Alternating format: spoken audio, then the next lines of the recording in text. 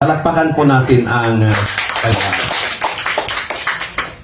Ngayong umaga po ay atin na hong papakinggan ang salita ng ating Panginoong Diyos. Tayo nga pong lahat ay tumayo bilang paggalang po natin sa salita po ng ating Panginoon. Sa Book of Micah, chapter 6, verse 8, or Mikas sa Tagalog. Babasahin ko po sa Magandang Balita Biblia. Itinuro na niya sa iyo kung ano ang mabuti. Ito ang nais ni Yahweh. Maging makatarungan ka sa lahat ng bagay, patuloy mong mahalin ang iyong kapwa, at buong pagpapakumbabang sumunod ka sa iyong Diyos. Pagpalain ng Panginoon ang kanyang masalita na atin pong nabasa. Maaari na po kayong umupo. Mula po sa talatang ito ay nais ko pong bigyan ng paksa ang mensahe ng Panginoon, God expect from us. Yung inaasahan ng Diyos sa atin. Kung tayo po bilang isang mananampalataya ay meron tayong inaasahan sa Panginoon sa ating paglilingkod, sa ating pananalangin, sa ating pakikipag-usap sa Panginoon, may mga bagay tayong inaasahan. Likewise, ang Diyos naman na ating sinasamba, ang Diyos naman na ating pinaglilingkuran, ay meron din po siyang inaasahan po sa bawat isa po sa atin. Tayo po minsan kapag tayo po ay nabigo sa ating inaasahan, nanlulupaypay po tayo. Kapag tayo po ay nabigo sa in-expect natin sa isang tao, nalulungkot po tayo. Na nakakaranas tayo, nakakaramdam tayo ng pagkadismaya. Maging sa ating Panginoon, may mga bagay siyang inaasahan sa atin, at kapag hindi natin nagawa yung kanyang inaasahan, nasasaktan din po siya. Kaya nga, ang Panginoong Hesus umiyak. Naranasan pong umiyak ni Jesus. Ano pong sabi ng John chapter 11 verse 35? Jesus wept. Kung titingnan po natin yung background, bakit umiyak si Jesus? Umiyak si Jesus dahil sa kamatayan ng kanyang kaibigan. So doon pa lamang ipinapakita na ni Jesus yung kanyang pakikipagsimpatya sa atin, at siya po ay umiyak dahil nakaranas siya ng pagkalungkot. Kaya dito po sa ating buhay, bilang isang mananampalataya, may mga bagay na inaasahan sa atin ng Panginoon. At sana, bilang isang mananampalataya, bilang isang blessed man, hindi po natin sasaktan at hindi na po natin mabibigo ang Panginoon sa mga bagay na in-expect po niya sa atin. Ano ba yung mga bagay na in-expect sa atin ng Panginoon? Number one, God expects us that we should fear and obey Him. Inaasahan ng Panginoon na tayo ay magkaroon ng pagkatakot sa Kanya at pagsunod. Pag sinabi po nating pagkatakot, hindi po ito ang ibig sabihin na ikaw ay nanginginig dahil natatakot ka. Pero pag sinabing natatakot ka sa Panginoon, meron kang pagrespeto, meron kang paggalang, at bilang pagrespeto at paggalang sa Panginoon, ikaw ay sumasamba, ikaw ay nagpupuri, ikaw ay naglilingkod sa Diyos. Ano pong sabi ng Ecclesiastes chapter 12 verse 13 sa Magandang Balita Biblia? Sa kabila ng lahat ng ito, isa lamang ang aking masasabi: matakot ka sa Diyos at sundin mo ang kanyang mga utos, sapagkat ito ang buong katungkulan ng tao. Our whole duty as a man is to fear and to be God. Kapag nagawa po natin ito, ibig sabihin, nagawa mo yung buong katungkulan mo bilang isang tao. Napakaliwanag po yung sinasabi ng Ecclesiastes or Manangaral chapter 12 verse 13 na matakot ka sa Diyos at sundin mo ang kanyang mga utos. Why? Sapagkat ito ang buong katungkulan ng tao. Ang nagsasalita po nito ang nakaranas ng pinakapatalino sa balat ng lupa nung kanilang panahon, pinakamayaman sa lahat. Walang iba kundi si King Solomon. Naranasan ni King Solomon ang iba't ibang karangyaan ng buhay. Pero ang sabi niya, everything is vanity. Ang lahat ng bagay ay walang kabuluhan. Lahat ng klase ng kayamanan na kay Haring Solomon. Pinakamagandang palasyo, pinakamagandang tahanan, pinakamagandang bahay na kay King Solomon. Pinakamaraming asawa na kay Solomon. At that time, nung panahon nila. Pero, yung conclusion ni Solomon, everything is vanity. Ang lahat ng bagay ay walang kabuluhan. At nakita niya at sinabi niya, ang buong katungkulan ng tao ay ang matakot sa Diyos at sumunod sa kanyang mga utos.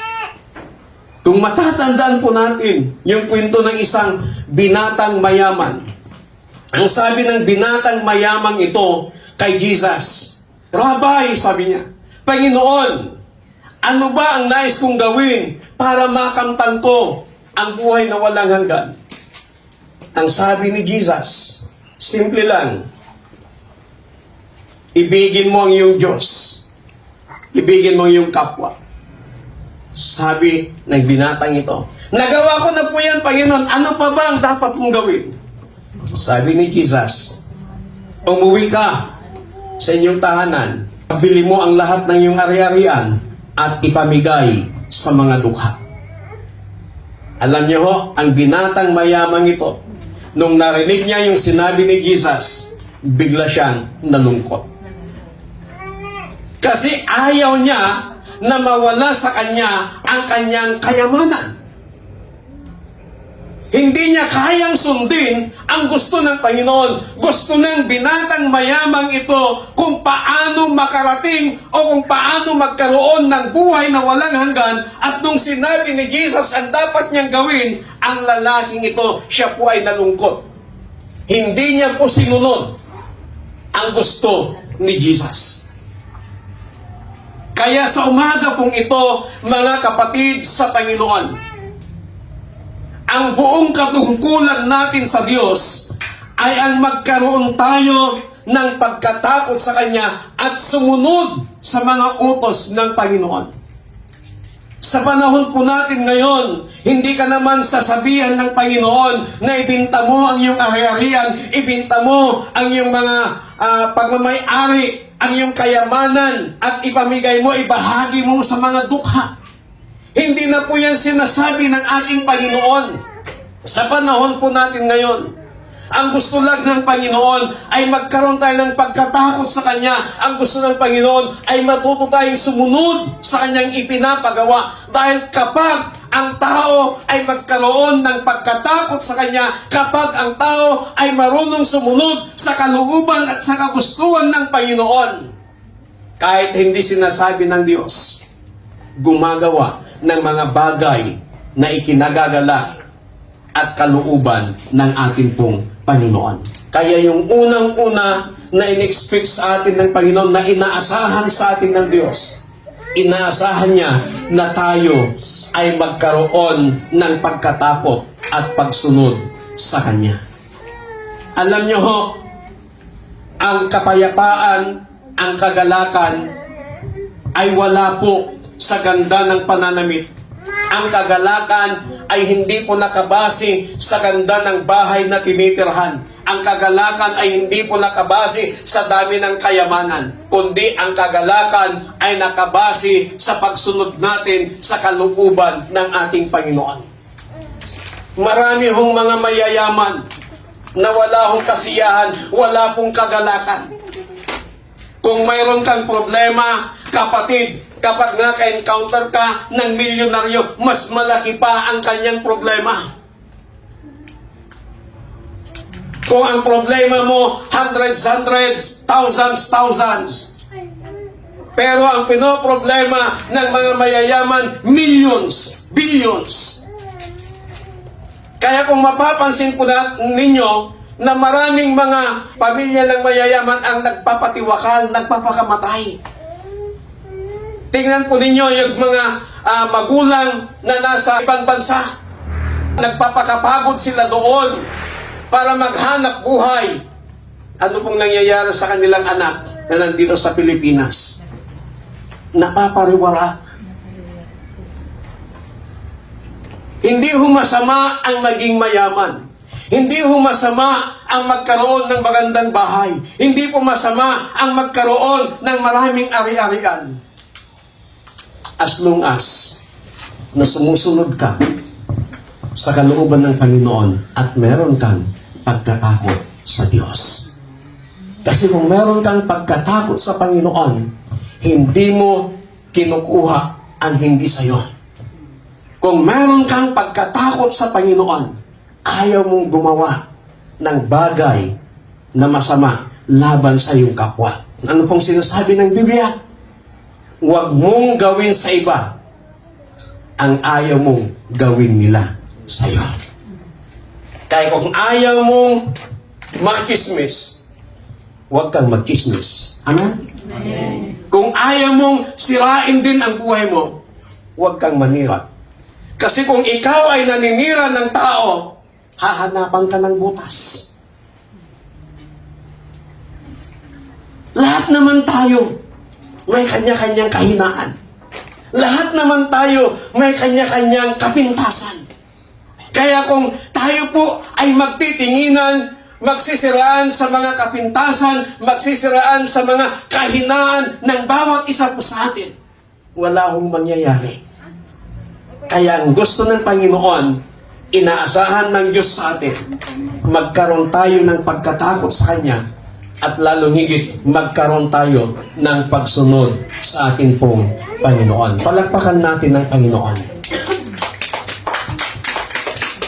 Pangalawa na inasahan sa atin ng Panginoon, Psalm 27 verse 4, Kay Yahweh ay isang bagay lang ang aking hiniling. Iisa lamang talaga ang aking hangarin, ang tumira sa templo niya habang buhay, upang kagandahan ni Yahweh aking mapagmasdan at dooy humingi sa Kanya ng patnubay. God expects us that we should desire Him. Inaasahan ng Panginoon na inaasam natin ang Diyos. Ano pong sabi ng isang hari?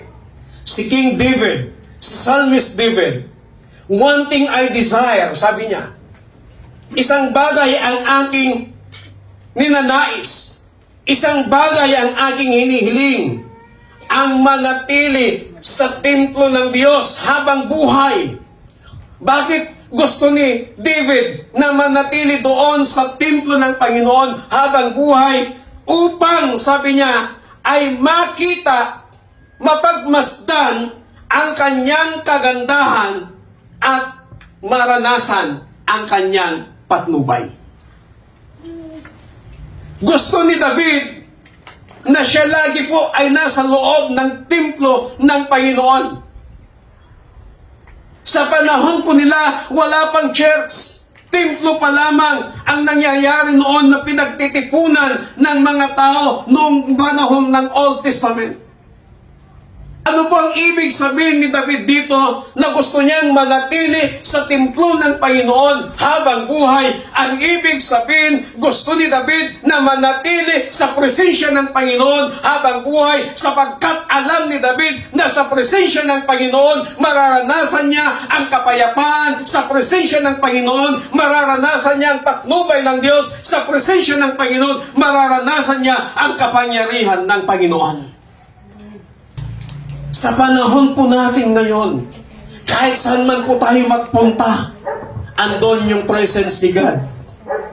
Kasi pinananahanan ka ng Espiritu ng Panginoon. Kaya kahit saan ka man magpunta, ikaw na templo ng Diyos.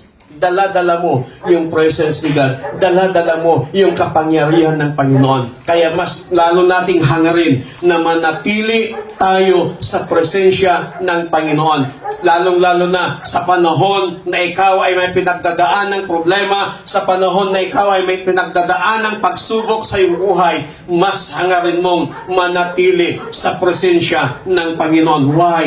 Kasi sa panahon na ikaw ay dumadaan sa mabibigat na problema, sa panahon na ikaw ay nagkakaroon ng kaguluhan sa iyong kaisipan at nananatili ka sa presensya ng Panginoon, papatnubayan ka ng Diyos. Pero kung ikaw ay lumalayo sa Panginoon, pag may problema ka, mas lalong mapapariwara ang buhay mo. Pero ang gusto ng Panginoon, ang inaasahan ng Diyos sa atin, we should desire Him. Pangatlo, at ang panghuli, na inaasahan sa atin ng Panginoon. God expect us that we should place our trust in Him. Inaasahan ng Diyos sa atin na ibigay natin ang ating tiwala sa Panginoon. Minsan tayo po ay nagtitiwala sa tao.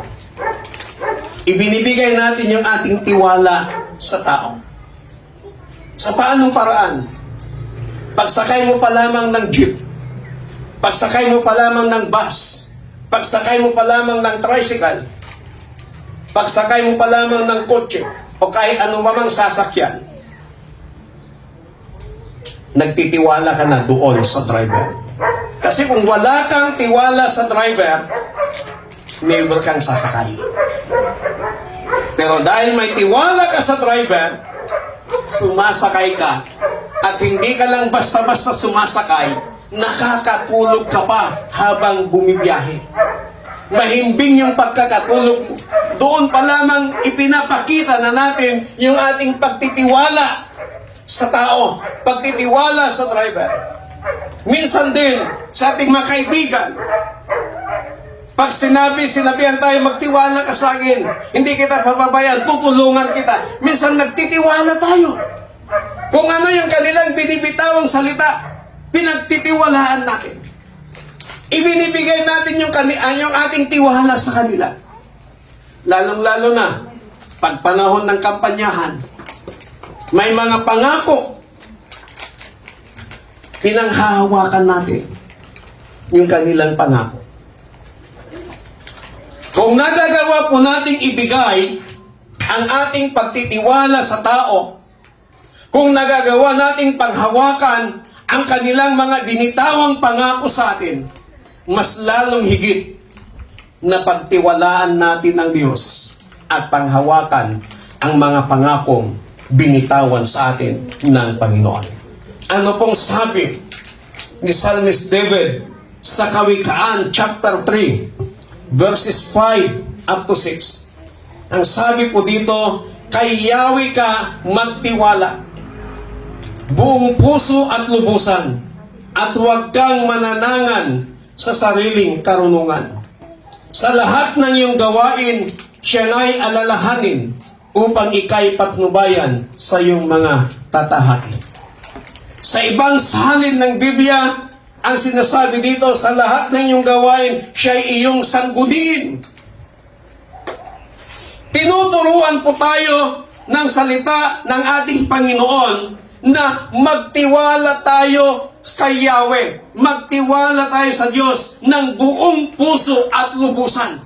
Dahil ang gusto ng Panginoon, kapag nagtiwala tayo sa Kanya, ibigay natin ng buong buo ang ating pagtitiwala sa Kanya, na huwag kang manggangamba, huwag kang mag-aalangan, huwag kang mag-aalala kung ano ang gagawin sa iyo ng Panginoon, kung papaano isusupply ng Diyos ang pangangailangan mo. Magtiwala ka lang kasi may pangako ang Panginoon.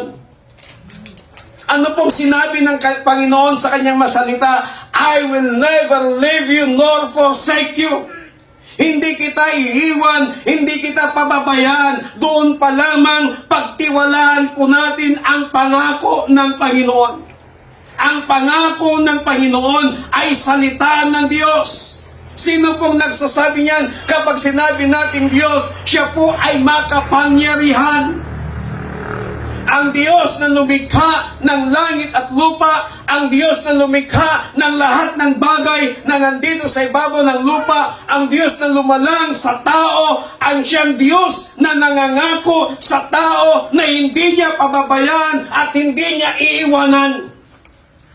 Kaya kung meron po tayong mga pinagdadaanan sa buhay, kung meron tayong mga pagsubok sa buhay, kung meron tayong mga problema sa buhay, kapag ikaw ay nangangailangan ng financial, ang sinasabi ng Biblia, huwag kang mag-alala.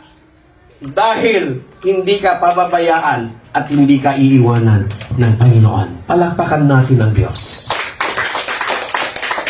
Yan ang inasahan sa atin ng Panginoon bilang kanyang mga anak. Bilang mga blessed man na tinatawag, ibigay natin ng buong buo ang ating pagtitiwala sa Kanya.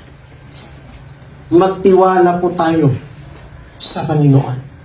Kapag nagtiwala ka sa Panginoon, ibig sabihin, lahat ng iyong alalahanin, ibinibigay mo na sa Kanya. Huwag mo nang iisipin pa ang iyong mga alalahanin kasi ibinibigay mo na sa Diyos. Ikaw na pong bahala, Panginoon. Ang tanging gawin lamang po natin, magtiwala ka sa Kanya. Dahil ang pagtitiwala sa Diyos ay mayroong gagawin ang Panginoon sa mga taong nagtitiwala sa Kanya. Ano pang sabi ng Panginoon sa Kanyang masalita? Masdan ninyong mga ibon, sabi ni Jesus, na hindi sila naghasik o nag-aaniman, pero pinapakain sila ng inyong amang nasa langit. How much more pa sa inyo? Ipagkakalob ng Diyos ang iyong pangangailangan. Ang susi, ibigay mo ng buong buo ang tiwala mo sa Kanya. Marahil sabihin mo sa akin, Pastor, nagtitiwala ko sa Diyos. Ang tanong, how many percent? Marahil 50%, marahil 60%, marahil 70%, marahil 90%, marahil 95%, marahil 99%. Pero ang gusto ng Panginoon, 100% na pagtitiwala, ibigay natin sa Kanya. Ang Diyos ang nakakalam kung ang pagtitiwala mo ay ibinibigay mo sa Kanya ng buong buo. Only God can judge us. I myself, hindi ko masabi sa inyo na hindi ka kasi nagtitiwala sa Diyos. Maging kayo, hindi nyo rin masasabi sa akin na hindi ka kasi nagtitiwala sa Diyos, Pastor. Only God ang makakapagsabi kung gaano yung pagtitiwala natin sa Panginoon. The more na nagtitiwala ka sa Diyos, the more na nararanasan mo yung pabor ng Panginoon. The more na nagtitiwala ka sa Panginoon, the more na nag-worship ka sa Diyos. The more na nagtitiwala ka sa Diyos, the more na ikaw ay nagpupuri sa Panginoon. The more na nagtitiwala ka sa Diyos, ikaw ay nag-i-enjoy sa paglilingkod sa Panginoon. The more na ikaw ay nagtitiwala sa Diyos, the more na nagiging relax ang buhay mo. The more na nagtitiwala ka sa Panginoon, nagiging mas maayos ang buhay mo. Bakit ka may stress sa mga pangangailangan mo? Kung iisipin ko lang yan, ma-stress ka talaga. Pero bakit mo hahayaang ma-stress ka? Dahil sa baka, sobrang stress mo, bigla kang ma-high blood, tumaas ang presyo ng iyong dugo. So instead na ma-depress ka, instead na ma-pressure ka, why not? Magtiwala ka na lamang sa Panginoon. Ibigay mo na lamang sa Kanya, Panginoon, kayo na pong bahala. Wala akong inaasahan. Ikaw na lamang, Panginoon. Kayo na pong bahala. And magugulat ka na lamang kung anong gagawin ng Panginoon. Alam niyo ho, one day before the crusade, sabi ng mga kasamahan natin, nagreklamo sila ng init-init. Huwag na kayong magreklamo. Sabi ko sa list, hiningin natin sa Diyos ang magandang panahon. Tapos ngayon magreklamo kayo, mamaya paulanin niya, makansel na naman yung crusade natin. Humihingi tayo ng magandang panahon. Ngayon binibigyan tayo ng Diyos ng magandang panahon, magreklamo kayo. Tapos nung andun na, nagsisit up na, hapon, alas 3 ng hapon, andun na. Medyo kumikilimlim na yung panahon. Sabi nung kasamahan natin doon, Pastor, mukhang ulan, huwag kang magsasalita ng ganyan. Hiningin na natin sa Diyos yung magandang panahon. Tinitest tayo. Kung yung hiningin natin, yung pagtitiwala natin sa Kanya, tinitest tayo ng Panginoon, baka makita mong kumukulimlim, sasabihin mo, hindi matuloy. Dahil uulan. Pero, nasubok yung pagtitiwala.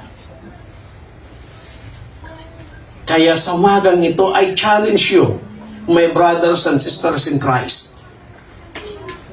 Instead na ma-stress ka sa mga pangangailangan, sa mga problema mo, sa mga pagsubok mo sa iyong buhay, trust God.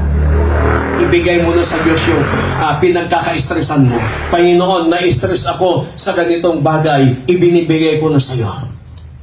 Kaya sa umaga pong ito, yung mga bagay na inasahan sa atin ng Panginoon, huwag sana nating palungkutin, huwag sana nating masaktan ang damdamin ng Diyos.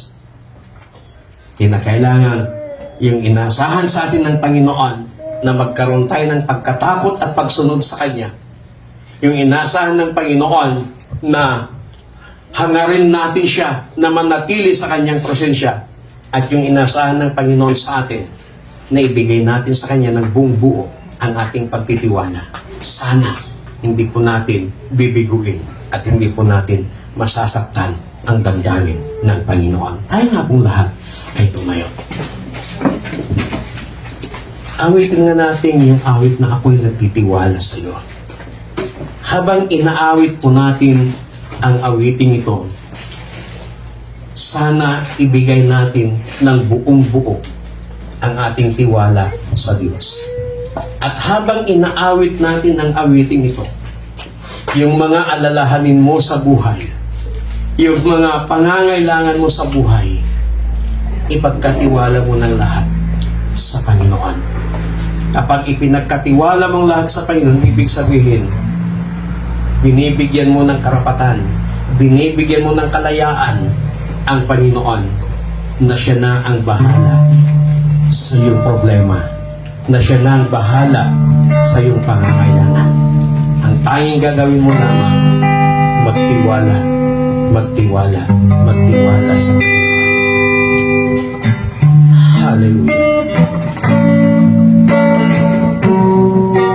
Oh, we praise you, Jesus.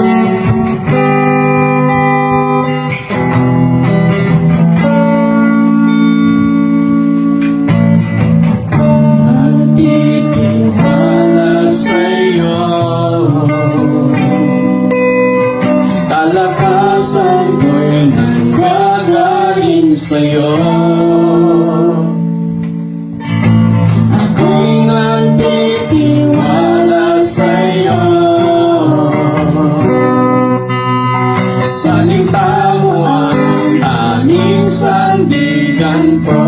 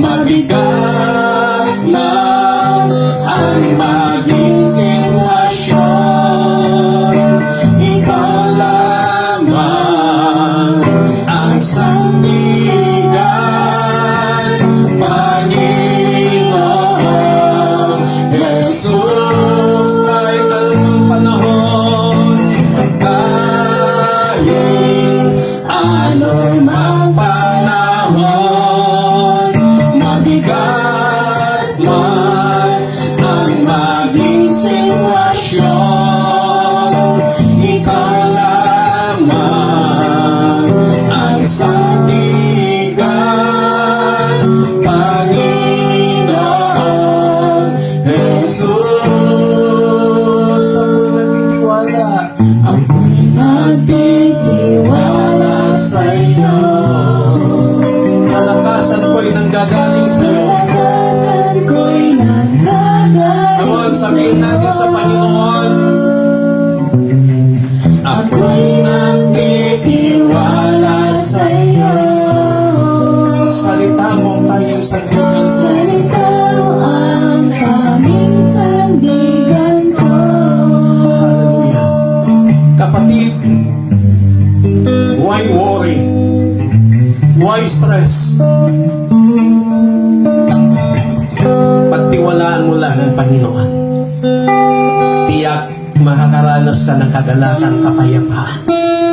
Kung ano man ang iyong mga pinangangambahan ngayon, kung ano man yung mga alalahanin mo sa buhay ngayon, ipagkatiwala mo sa Panginoon.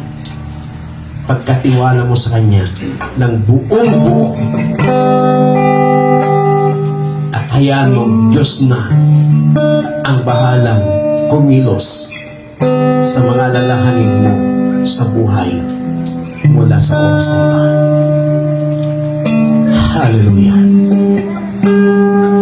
Panginoon, sa umagang ito, maraming salamat sa iyong masalita na kung saan patuloy mo kaming tinuturuan upang kami ay patuloy na magkaroon ng pagkatakot sa iyo, magkaroon ng pagsunod sa iyo, Panginoon, magkaroon ng desire sa iyo na manatili sa iyong presensya at magtiwala sa iyo ng buong puso. Dakilang Diyos, sa umagang ito, kayo lamang ang nakakakita, nakakaalam ng laman ng aming puso't isipan. Kayo lamang ang nakakaalam kung ano ang aming standing sa iyo pagdating sa pagtitiwala. Pero sa umagang ito, Panginoon, ibinibigay namin sa iyo ng buong buo ang aming pagtitiwala sa iyo. Dakilang Diyos, anuman ang mga alalahanin ng iyong mga anak, anuman yung kanilang mga pinangangambahan, anuman yung kanilang mga pinagdadaanan sa buhay, anuman yung kanilang mga pinoproblema, Panginoon, ipinagkakatiwala namin ito sa iyong lahat. At hayaan po ninyo na patuloy na maranasan ng bawat anak mo, patuloy naming maranasan ang iyong kapangyarihan at ang iyong gagawin sa buhay ng bawat isa sa amin sa kabila ng aming pagtitiwala sa inyo.